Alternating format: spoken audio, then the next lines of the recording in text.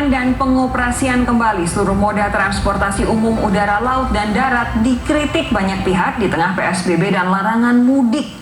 Keputusan mengoperasikan kembali seluruh moda transportasi umum diumumkan Kementerian Perhubungan untuk memfasilitasi sejumlah sektor dan kepentingan prioritas dalam masa PSBB. Bagi warga umum, pemerintah memberlakukan syarat bepergian seperti surat keterangan negatif tes corona, keterangan pemerintah seperti lurah dan kepala desa, termasuk rujukan rumah sakit untuk keperluan berobat. Pengoperasian moda transportasi umum dianggap dapat memicu keinginan warga untuk mudik, mengingat hasil survei Kemenhub beberapa waktu lalu terdapat 24% responden atau sekitar 4,5 juta warga masih ingin mudik di tengah pandemi. 7% sudah mudik dan sekitar 68% menolak untuk mudik. Apakah syarat bepergian yang ditetapkan pemerintah efektif membatasi pergerakan warga demi memutus penularan corona? Ulasannya, dialognya akan kami hadirkan sesudah yang satu ini. Peraturan Kementerian Perhubungan soal larangan mudik di tengah pandemi corona berubah lagi. Setelah sebelumnya melarang seluruh moda transportasi kecuali logistik, kini pemerintah mengizinkan operasional semua moda angkutan udara, kereta api, laut, bus untuk kembali beroperasi. Dengan catatan satu, harus mentaati protokol kesehatan. Yang kedua, PNBP akan memberikan kriteria. Di sini ada kriteria tertentu. Nanti PNBP bersama Kementerian Kesehatan bisa menentukan dan itu bisa dilakukan. Berubah-ubahnya aturan pemerintah soal larangan mudik di tengah pandemi corona dikritik anggota Komisi 5 DPR fraksi Demokrat Lasmi Indrayani yang menilai pemerintah tak serius mengatur transportasi untuk mencegah penyebaran corona. Saya pikir pemerintah ini memang belum serius atau bisa dibilang adalah mencela-mencele. Siang tempe, besok tahu, besok apa lagi kita tidak tahu. Tentang larangan mudik ini, itu membingungkan bagi kami, apalagi masyarakat di daerah yang SDM-nya itu lain-lain. Di hari kedua setelah pemerintah mengizinkan moda transportasi beroperasi kembali, suasana di Bandara Soekarno-Hatta masih sepi. Direktur Jenderal Perhubungan Udara Kemenhub, Novi Rianto menegaskan pihaknya akan menerapkan pemeriksaan berlapis terhadap calon penumpang pesawat terbang. Jadi sejak penumpang membeli tiket itu sudah harus mereka melengkapi persyaratan-persyaratan, misalnya surat tugas, misalnya surat keterangan kesehatan atau hasil rapid test atau hasil PCR. Ini semua ada validitasnya ya, tentu saja ya, misalnya kayak rapid test itu 7 hari ya, dari KKP nanti akan memverifikasi itu, tapi di depan airline sudah memverifikasi itu semua. Begitu penumpang itu sudah lengkap, mereka bawa ke sini, nanti akan diverifikasi ulang di sini oleh gugus tugas dan tim yang ada di sini lengkap. Sementara itu penerapan sanksi bagi warga yang tetap nekat mudik mulai diberlakukan hari ini. Sanksi denda 100 juta rupiah dan kurungan 1 tahun penjara disesuaikan dengan jenis pelanggaran yang dilakukan para pemudik. Pelanggarannya akan dikenai sanksi diantaranya melanggar physical distancing, kapasitas penumpang, serta melawan petugas saat akan ditindak. Kami menentukan pelanggarannya ataupun hukumannya atau sanksi yang dikenakan kepada para pelanggar tersebut adalah tentu berdasarkan dengan pelanggarannya apa.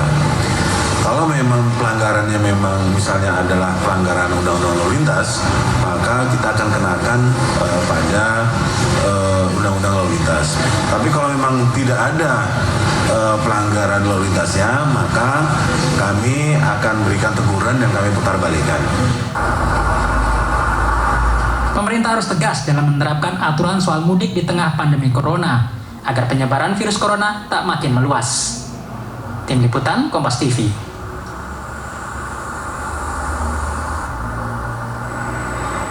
Menteri Perhubungan mengizinkan semua moda transportasi beroperasi kembali keluar daerah di tengah pandemi virus corona. Namun di sisi lain, larangan mudik masih diberlakukan. Mengapa ada dua kebijakan yang terkesan bertolak belakang? Seperti apa syarat-syarat bagi penumpang yang diizinkan menggunakan moda transportasi itu? Untuk membahasnya sudah terhubung melalui sambungan Skype dengan juru bicara Kementerian Perhubungan Adita Irawati. Selamat malam Mbak Dita.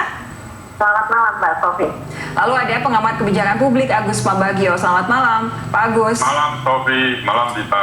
Dua-duanya kelihatan sehat ya ini. Pak Agus, saya izin ke Mbak Dita terlebih dahulu. Mbak Dita, begini, kalau kemudian ada yang bilang, ini tidak hanya dari anggota DPR saja yang menyatakan bahwa keputusan pemerintah dalam hal ini Kementerian Perhubungan mencela-mencele, menurut Anda? Yang pertama, saya tegaskan bahwa saya tidak mau komentar mencela-mencele atau tidak, tapi yang jelas adalah kami konsisten bahwa mudik tetap dilarang. Itu dulu yang pertama ya, kita samakan dulu bahwa mudik tetap dilarang, tidak ada pengecualian, tidak ada syarat dan tidak ada diskresi ya.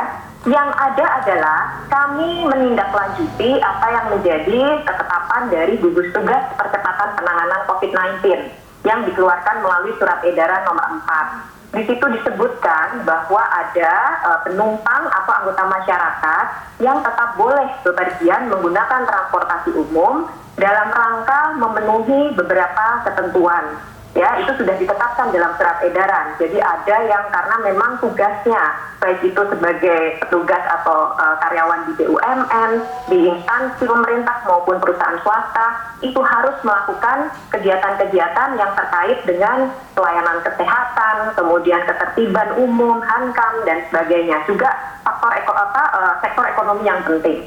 Yang kedua, ini ada anggota masyarakat yang memang harus bepergian karena keluarga intinya sakit keras atau meninggal dunia. Dan yang ketiga adalah pekerja migran yang memang harus kembali ke Indonesia dan kembali ke negara asalnya. Jadi sekali lagi saya tegaskan, kriteria yang akan dilayani oleh transportasi umum ini adalah yang ditetapkan oleh gugus tugas. Jadi kami menyediakan transportasinya baik di udara, laut, kereta api maupun darat. Tetapi penumpang yang harus naik, yang boleh naik, hanyalah yang memenuhi syarat yang sudah ditetapkan gugus tugas. Tentunya nih Mbak Sofi, transportasinya ya pasti harus memenuhi protokol kesehatan. Oke. Jadi demikian, ini justru saling melengkapi, bukannya malah saling kontradiksi ya. Begini, sesimpel meminta masyarakat untuk menggunakan masker saja di wilayah-wilayah yang bahkan sudah diberlakukan PSBB masih sulit. Warga masih banyak yang cuek. Tidak menganggap ini sebagai sebuah hal yang penting, tidak menganggap ini sebagai sebuah ancaman kesehatan yang serius. Kalau kemudian dari Kementerian Perhubungan menyatakan bahwa ada sebagian masyarakat yang boleh, apakah ini kemudian tidak justru jadi semacam pancingan untuk orang berpura-pura apapun begitu, misalkan kemudian menyogok petugas, misalkan kemudian menyogok Pak Lurah atau Pak Kepala Desa untuk membuat surat tertentu, sehingga kemudian mereka ada cara untuk pulang ke kampung halaman, begitu? Ya, yang pertama pastinya siapapun itu yang nanti diberikan izin sesuai dengan kriteria yang sudah ditetapkan di surat edaran gugus tugas, itu harus memenuhi syarat, Mbak Sofi. Syaratnya juga ini sudah beberapa kali disampaikan, yaitu bahwa harus mengambil surat tugas.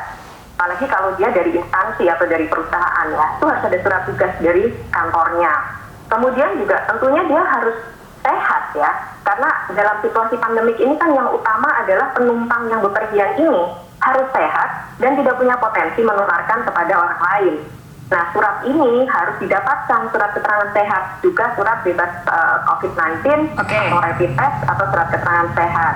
Jadi ini memang ada syarat yang sudah ditetapkan, yang ini ditetapkan oleh satu gugus tugas yang memang diberi tugas untuk menangani percepatan penanganan COVID-19. Dan kemudian kami menyediakan layanan transportasinya. Itu Mbak Sofi. Oke, clear lah kalau untuk soal urusan kesehatan begitu. Mungkin juga saya masih 50-50 soal surat tugas. Tapi kalau kemudian persyaratan-persyaratan atau aturan-aturan sesimpel pakai masker saja tidak diindahkan begitu oleh masyarakat secara umum, apakah Anda yakin dengan keputusan seperti ini nantinya justru masyarakat tidak akan mengambil celah atau kemudian menyalahgunakan aturan yang sudah diberlakukan oleh Kementerian Perhubungan, Mbak Dita? Oke, sekarang kita mulai dari bahwa penumpangnya ini memenuhi syarat dulu ya, Mbak Sofi ya. Yang penting syaratnya terpenuhi dulu nih. Nah, ketika kemudian syarat dia penuhi, satu, kita pasti lakukan kontrol dari hulu dulu ya, dari yang paling awal dulu.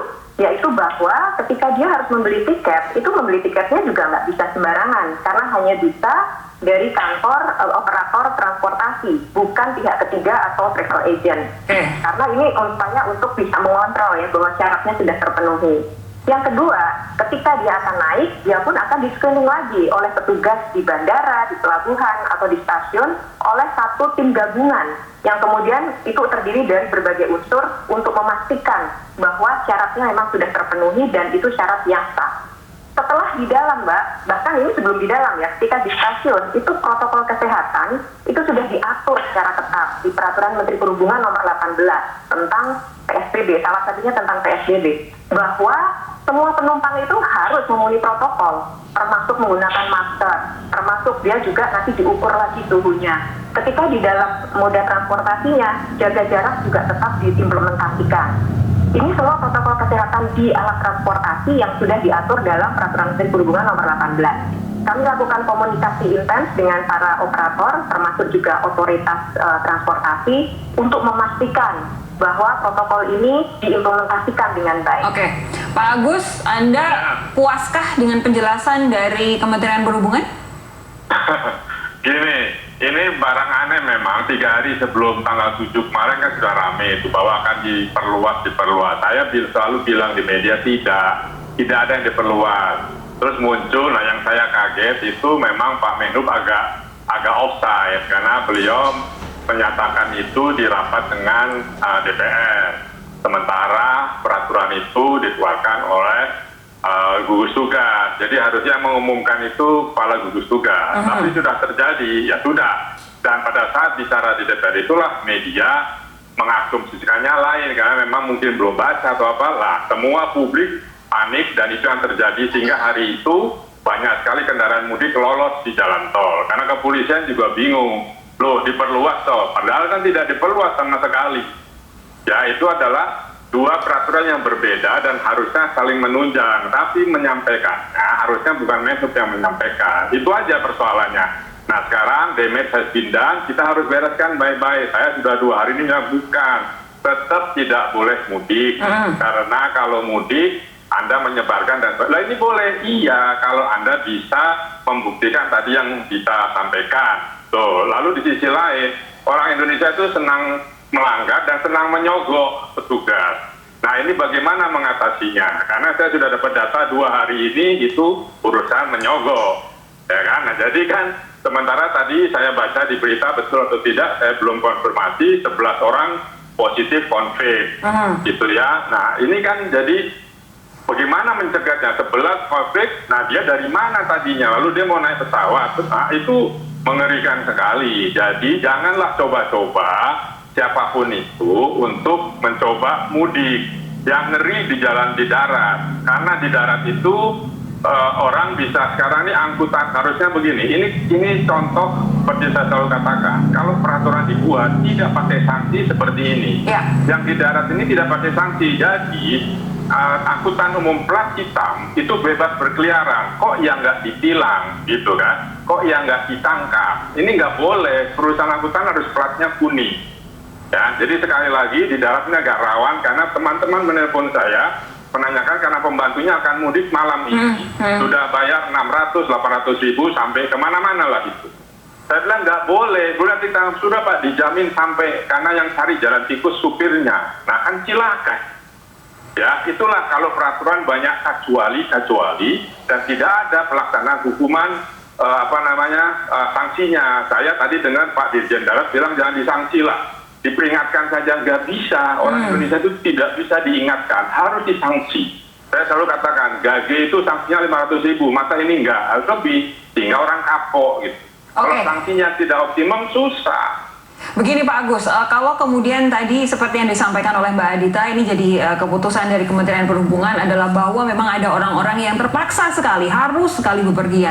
Apakah ini kemudian juga, kalau Anda tadi bilang kalau peraturan ada kecuali-kecualinya itu kita akan pusing sendiri. Nah, apakah ini memang harus dikecualikan atau sebenarnya bisa untuk kemudian tidak usah aja sekalian sehingga memang benar-benar semua orang tidak bepergian begitu Pak Agus? Begini, ya kita ini krisisnya penyakit yang sangat berbahaya. Meskipun cuma 2% kematian kata ahli. Tetapi ini berbahaya. Saya beberapa kali kemarin sebelum SM4 keluar ini, saya beberapa teman yang orang tuanya meninggal dan sakit, saya bilang mohon dengan sangat ini karena berbahaya. kalau boleh nggak di video call saja, lalu kita doakan dengan khusyuk orang tua saudara yang meninggal. Habis mau bagaimana suasana kan seperti ini, jadi sudah tidak usah pergi. Nah kalau itu pergi, sekali lagi rekomendasi dari RT RW itu bisa dibeli.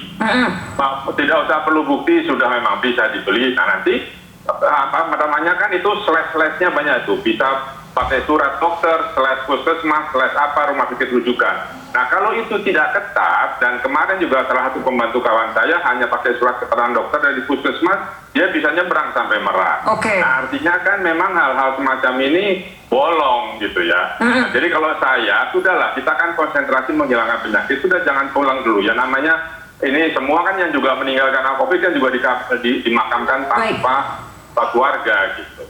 Nanti selepas jeda saya akan tanyakan kembali ke Mbak Adita, sebenarnya kalau kemudian aturan yang seperti ini dibuat pengecualian, apakah memang benar-benar bisa mendorong atau membantu pemerintah, membantu Presiden Joko Widodo yang katanya ingin supaya semuanya situasinya segera normal kembali. Sesaat lagi jangan kemana-mana, tetap bersama kami di Sapa Indonesia Malam.